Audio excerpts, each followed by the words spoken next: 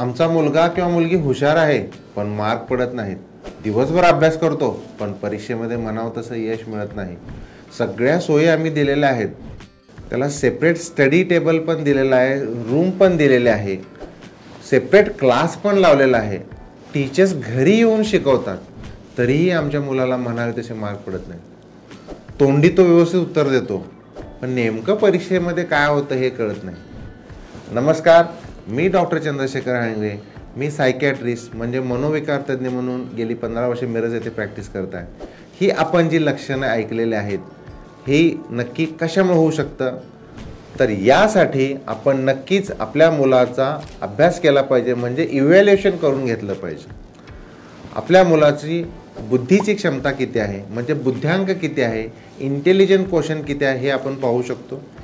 याशिवाय आपल्या मुलामध्ये वागण्याच्या काही समस्या आहेत का, जसे की ADHD म्हणजे आपला मुलगा अतिचंचल असू शकतो, कंडक्ट डिसऑर्डर असू शकतो, आपल्या मुलाला ऑपोजिशनल डेफायंट डिसऑर्डर असू शकतो, वर्तणुकीच्या समस्या आहेत, काही मुलामध्ये ऑटिझम असू शकतो, काही मुलामध्ये लर्निंग डिसॅबिलिटी म्हणजे आपण जो तारे जमी पर मूवी पाहिलेला आहे त्या मुलामध्ये ज्या समस्या दिसतात असे काही समस्या मुलामध्ये असू शकतात।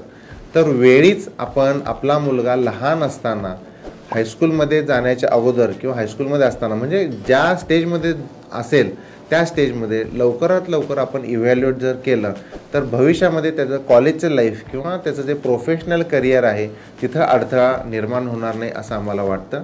त्यामुळे वेळीच असं जर लक्षणं असतील, अभ्यासाबाबत समस्या असतील तर जरूर आपण निर्मळ हॉस्पिटलला भेट द्या। आम्ही चाइल्ड सायकॅट्रिस्ट म्हणून काम करत आहोत। आम्ही अशा मुलांचं इव्हॅल्युएशन करून आम्ही तुम्हाला नक्कीच मार्गदर्शन करू।